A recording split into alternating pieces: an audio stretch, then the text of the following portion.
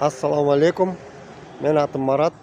Sen uшу кичинекей бир кыска видеону көрүп атсаң, мүмкүн сага дагы кызык, жакшы акча тапканга и чет өлкөгө барганга. Мүмкүн сага кызык болот.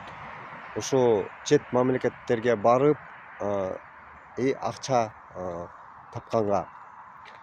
Көп кишилер менден сурайт да. Ушундай Марат, бул реалдуубу? Чет мамлекеттерге барып, анан дагы акча тапканга.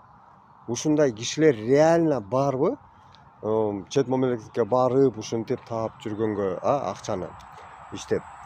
Канча болду компания ушу иштегенине? Бул мошенниктер эмеспи? Алдап кетпейби деп. Анан кантип иштесе болот?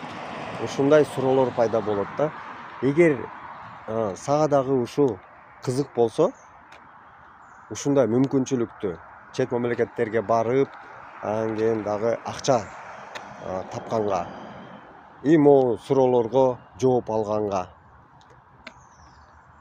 анда бизге жазып кой же телефон чалып кой. Кандай сага жолуксак болот да? Же офиске келип, биздин офиске, же онлайн менен эле сүйлөшсөк болот да. Ошо кайсы вариант сага ылайыктуу? Ушу видеону караганга, аягына чейин караганга рахмат.